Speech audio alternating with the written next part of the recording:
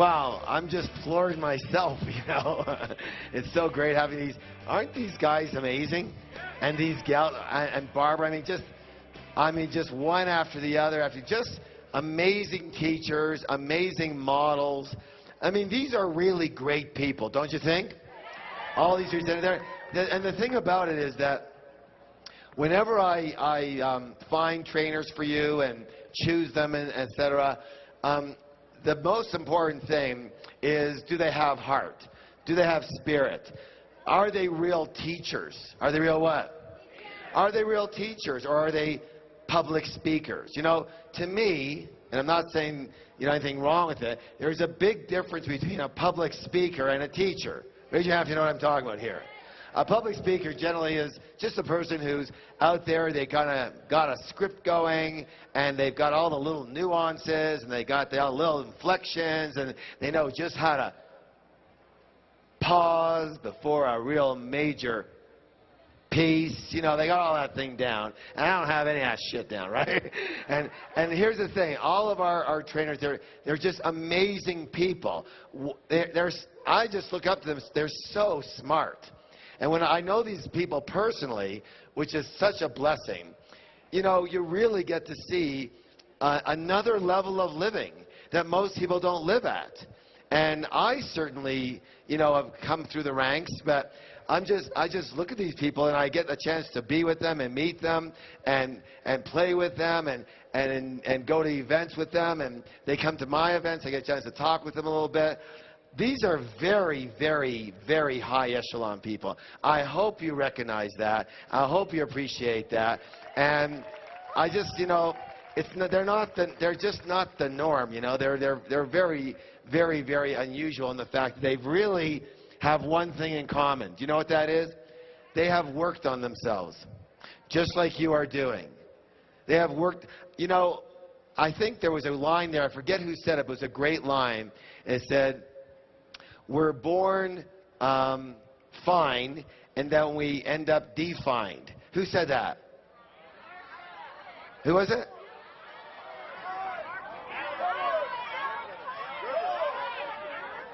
Oh, yeah. Okay, so thanks.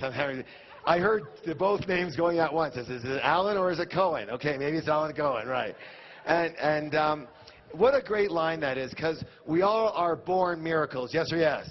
Totally miraculous. We're like creatures of spirit, creatures of God, whatever you want to call the higher force, complete, nothing but intelligence and wisdom, totally tapped in, total spirit, and then we get conditioned. We get all this stuff in us from everybody else, and we have to defend ourselves, and we have to survive, et cetera, et cetera.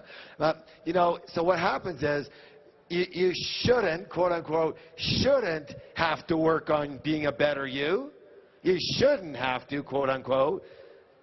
But what happens is, you know, it's like you shouldn't have to take the garbage out. But if you don't, it starts to stink in there. Yes or yes? And none of you would be here if you didn't have some, let's call it, aromas you weren't pleased with in the box, yes? And so we look at those aromas, we go, you know what, I've had enough of this aroma. I don't like the way it smells. And I want something better. So we start working on taking out that trash, yes or yes?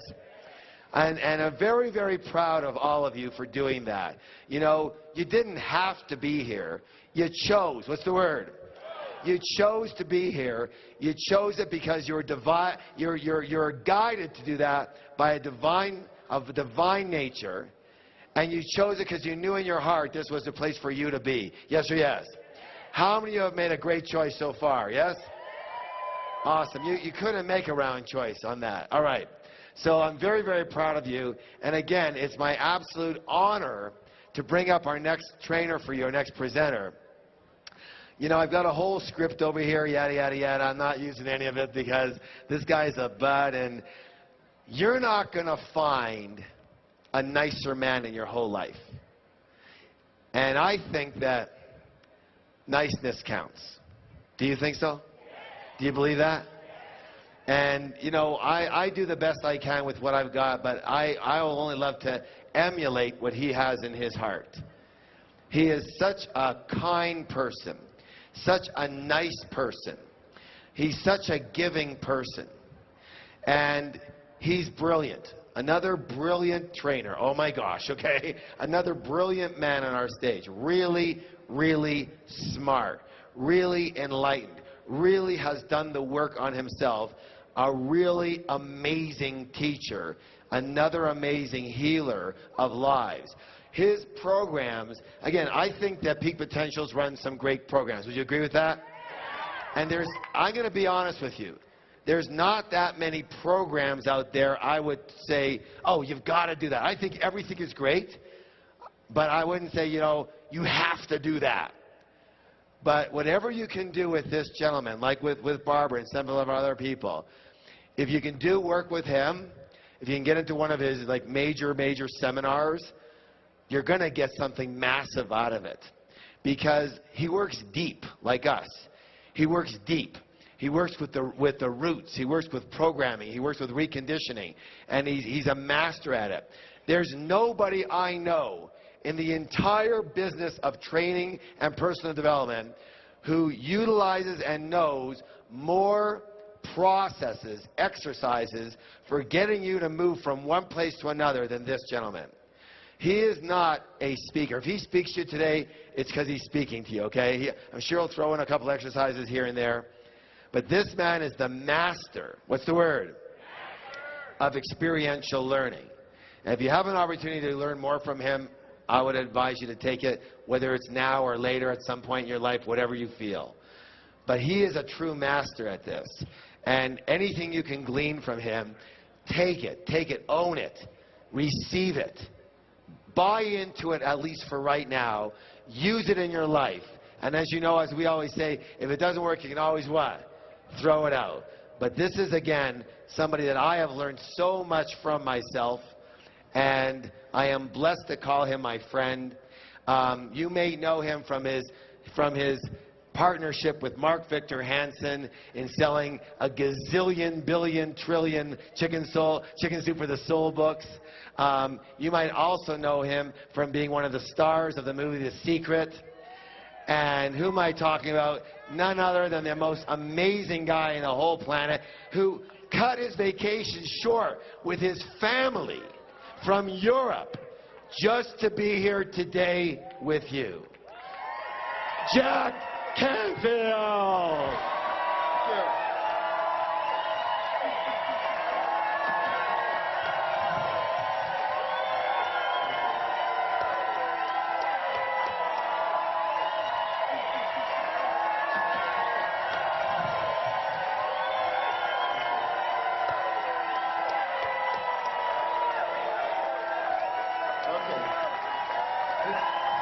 Thank you.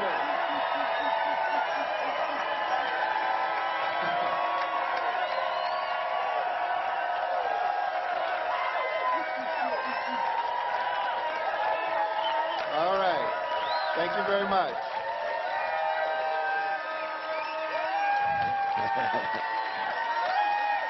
All right. Go ahead and sit down. Sit down. Sit down. Thank you. That's fabulous. I used to be in a folk singing group in high school and always wanted to be a rock star. And today it feels like that, you know, one of those outdoor rock places. I want to say a couple of things. Harv's introduction was wonderful. I appreciate all I'm not going to do a lot of processes with you today. I am going to share some ideas with you and some insights and some of my own personal story. Hopefully it will inspire you. Some of the tools I'll share with you may be new, may be empowering.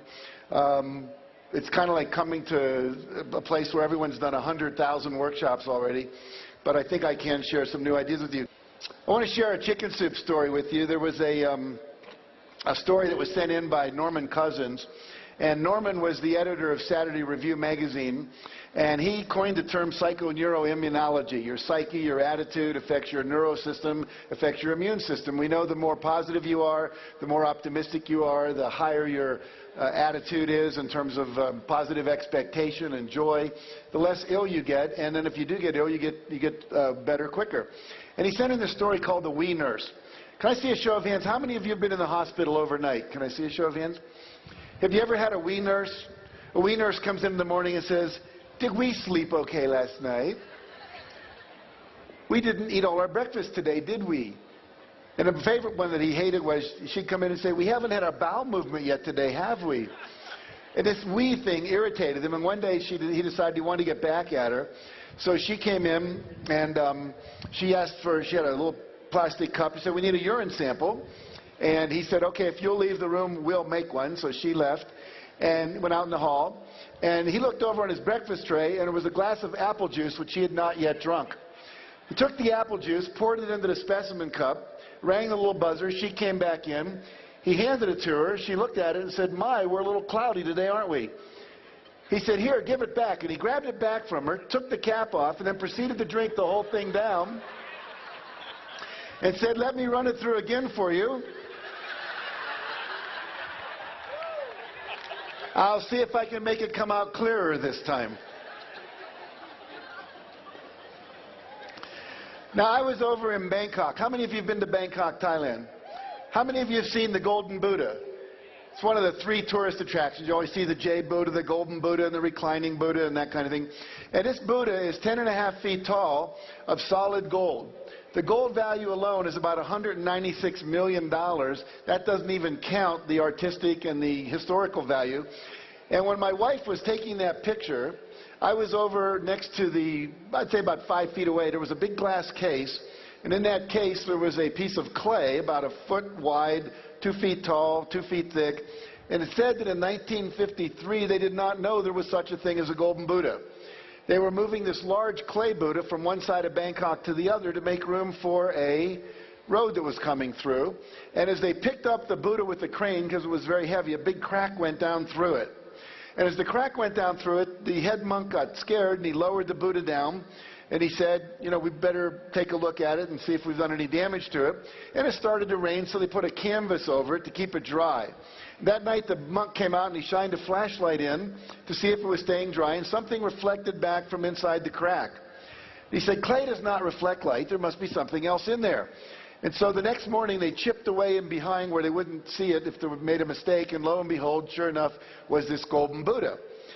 And their best theory is that 300 years earlier, when the Burmese were attacking Thailand, the monks of this monastery covered up the golden Buddha with clay to make it look worthless so they wouldn't steal it. They also think all the monks were killed in a massacre, and the secret died with the monks. And then they rediscovered it. The word discover means what? Take the cover off of. Discover something. It was always in there, but they took the cover off. I was having dinner with my wife that night, and she said, you know, Jack, that Buddha is like all the people in our seminars. They come in with this cover of clay of their negative beliefs, their self-doubt, their sense of guilt and shame, their beliefs that they're not enough, that they're not worthy, they don't deserve. And what we really do is we take the clay off so this golden essence can come and be there as who they are again, their true identity. It's not like we put anything in. It's just that we remove the things that are not there. I think Barbara talked a little about that earlier today. So as we go through this next hour and a half, think about and hold that metaphor, that image of the Buddha, and it could be the golden Christ, the golden Buddha, the Atman, the source, whatever you want to call it, but that's who you really are. And although we do a lot of things of giving you more information and tools and all of that, really if you were to stop doing the stuff that's negative, as Harv said, you've been defined. When you came in, you were just fine. And what we did was we layered on all that stuff. If we could just start to remove that and realize that everything you need is in you now. You have everything you need to do everything you want to do. It's just that we've learned not to trust that. So we'll hold that as a metaphor. Now, you heard this morning, I was listening, I've got one of these great rooms right over here where I could sit in my room and listen to what was going on down here. And whoever was introducing in the morning said, do you know about this combination lock idea? And I think you had, what is it, 10, 24/7? Yeah. And think about that model. I was eating dinner with a guy who's the Alabama State chess champion, and we were talking about success. And he said, if you know the combination to the lock, it doesn't matter who you are. It doesn't matter if you're black or white, young or old, male or female, if your IQ is 150 or your IQ is 50. If you know the combination, the lock has to open. And what I've discovered in my work, and I've been doing this work for 30 years. I started with a man named W. Clement Stone, who was worth $600 million back in 1968. And he taught me everything he knew about success, and I've been applying it to my own life and teaching it to others. And then I've done hundreds and hundreds of workshops where I've been the student and gone to India and studied with masters and so on over the years. But there is a combination. There is a system. If you know the combination, you can unlock success. The problem is many of us are missing a few of the numbers. And so what I'd like to do today is just kind of remind us and maybe share some of the new things that you might have forgotten. Now here's a man named J. Paul Getty. He was at once the richest man in America. And when they asked him what were the secrets of success, he said there are three. It's very simple. He said get up early, work hard, and find oil. Not that complicated. So obviously it's a little more tricky than that. At Keller Williams, they have a formula or a system. It's a real estate sales company. They said if you'll make 5 in-person sales calls and 10 over-the-phone calls every day, write 15 thank you notes to the 15 people you talk to, and view 5 new properties, that system always produces a high success rate in this company. So it's a system. It's a formula. Again, 5, 10, 15, 5. Again, this morning, 10, 24/7 that you've learned in Peak Potentials. So there are some formulas. Now, when I studied this, I came up with 64 universal principles that I've studied over the last 36 years. I don't expect to share all those with you today. Maybe we'll get through 9 if we're lucky. But this is a book I wrote called The Success Principles. It's now in 17 languages. You can see a couple of them up there. The one on the far left is in Russian. I was just speaking in Cannes last week in France to 6,500 women from Russia, the Ukraine, and Kazakhstan. I found out my name over there is Giek. Literally, we'd come out of the hotel, and there'd be 500 women going, Giek, Giek, photo, Giek, autograph, Giek. And all of a sudden, I was really glad I'm not Brad Pitt, because you couldn't move.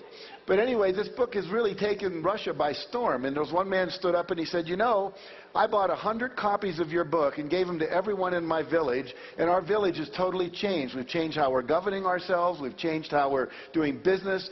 So we know these principles work universally. They're not just American principles. And I'll also share a little bit of some of the new ideas that I have about the law of attraction that has to come out of the secret. There's some things I think that are missing in that movie, things we said but that got edited out that I think are useful to touch on. So that's where we'll be going today. Now, would you rather take the short route or the long route to success? Very good. Me too. Wouldn't it make sense to just go straight for the cheese and not get caught in the maze? So I've devoted my life to go further and faster with less effort. My next book is called Effortless Success. Alan Cohen, who talked to you yesterday, has a book. I just bought it in the airport, didn't even know it was out yesterday, read it halfway here to Denver yesterday before I came to Aspen, called Relax into Wealth. And so what we're all seeing now is it doesn't have to be as hard as most of us had made it. So we'll talk about how we can make it a little easier. Now, the promise I make, if you do the things I teach you, you can learn to double your income and double your time off and create more balance and fun in your life. And all of my students who work with me do that in 2 years or less. So it's easy to do if you put in the time and you make the commitment to do the work. Now, in my own life, as Mark shared with you this morning, we've sold over 110 million copies of our books that are in 47 languages right now.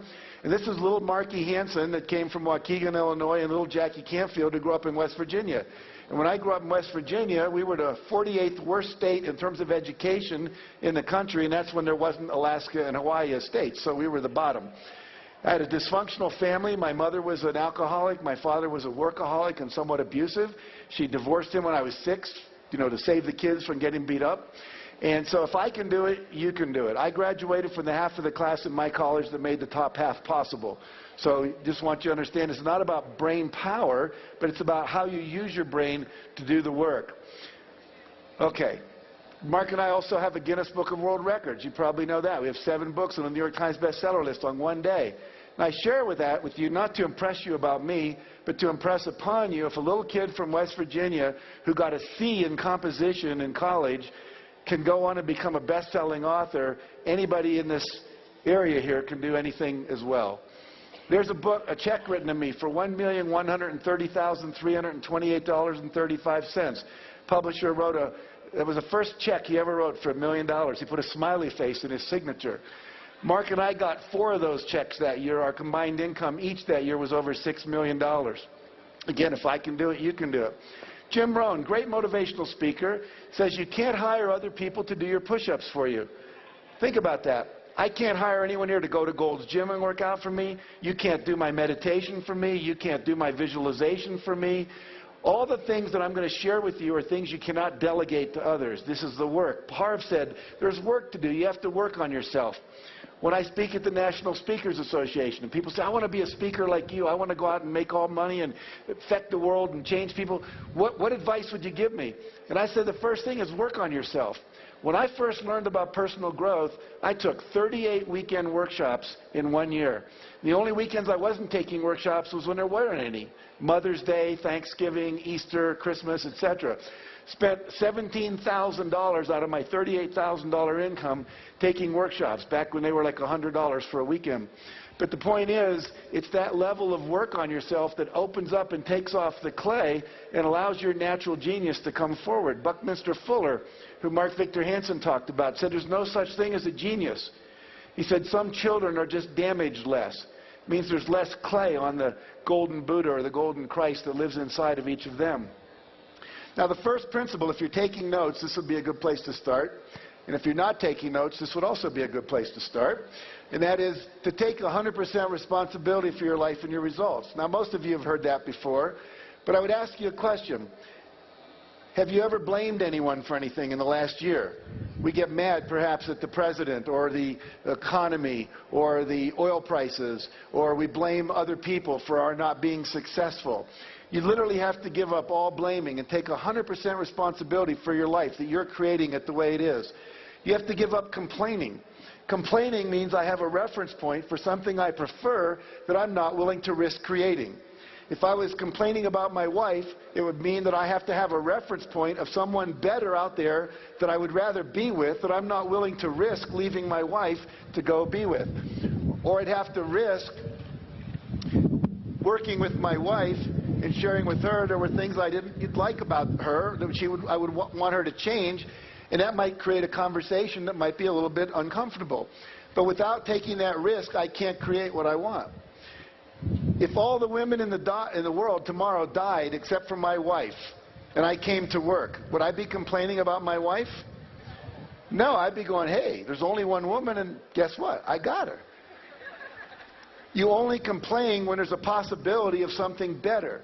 Complaining tells you there's something I want I don't have, and when you complain, that's not an activity that's going to produce it. It's simply something that says I'm going to complain about it rather than do anything about it. Give up all justifying for why you didn't achieve your results, all defending your positions that don't work, and all excuse making. Now, I met this kid named Matty Christensen when he was 11 years old. We were interviewing him for one of our chicken soup books. And he said, if you look at the picture, you'll notice he has no arms past the elbow and no legs past the knee. He's got 2 prosthetic devices on his knee, from the knee down for his legs and his feet. And he's got a lacrosse stick appended to his arm, prosthetic device, which allows that to be his pitching hand and his catching glove. And at 11 years old, Matty's baseball team was number 2 in the state of New York, with him being the pitcher. So what that tells us is it doesn't matter what your condition is, you can still choose to create what you want and become a champion. Matty said to me when I interviewed him, he said, you have to give up all of your excuses and find a way. He says, if you're going to be successful, you have to be solution-oriented rather than a complainer. I was getting a seminar on success from an 11-year-old boy. Now, there are 3 things we have control over in your life: your thoughts, your images, and your behavior and your actions. Harv does a seminar called The Millionaire Mind. It's the idea of our thoughts making and controlling our reality. So I want to look at thoughts with you for just a minute. We'll see how the weather holds out here. Hopefully we'll make it through this. What I'd like you to do is look down at the end of your hand. You'll notice there is a little line that goes across your wrist. Does everybody have like a little indentation, a little wrinkle that goes across there? And you'll have one on the other side as well. And here's what I'd like you to do. I'd like you to line those up perfectly, and then put your hands together like that, but start them so that they're coming directly from that line. And if you're like most people, you're going to find that one of your hands is a little longer than the other. Most of you find that? Take your shorter hand and put it in front of your face. If your hands are the same length when you do that, take either hand and put it in front of your face. And here's what I want you to do. I'm from California, like Barbara, so we do a lot of weird stuff there. So I want you to look at your hand, and we're going to say out loud in unison 8 times, grow longer. Okay? We're just going to intend for our hand to grow longer. We're going to do it in unison. So here we go. 1, 2, 3. Grow longer. Grow longer. Grow longer. Grow longer. Grow longer. Grow longer. Grow longer. Grow longer. Okay, stop. Now line them up exactly the same as before, and notice what happened.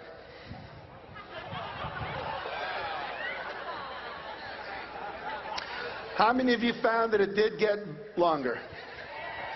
Very good. So what this shows us is the power of our intention and the power of our minds over physical matter, starting with our body. And we see that we actually have that power over physical matter all throughout the universe. Now, the good news is we can do this. The bad news, in case there are any men thinking about this, is that so far the research has only been on the hands, okay? So I don't want you to waste a lot of time tonight with this. All right. Now, we've all heard of the Internet. You've all used the Internet. You've got Blackberries, and you send wireless telephone calls. We can call someone in Singapore right now and talk to them. How does that work?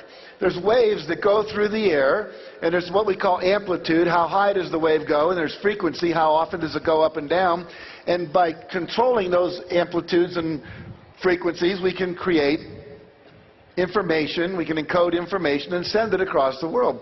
We now know, a friend of mine coined the term the Internet, a guy named Bob Scheinfeld, who wrote a book called Busting Loose from the Money Game.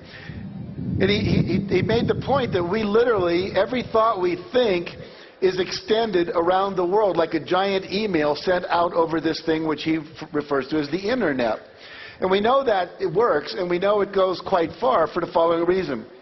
There is research with the astronauts where they'll have astronauts up on the moon or up in lunar modules 250,000 miles above the Earth, and they'll have them open envelopes at random times, and there'll be a shape in there like a square or a circle or a pentagon or a parallelogram or a rectangle.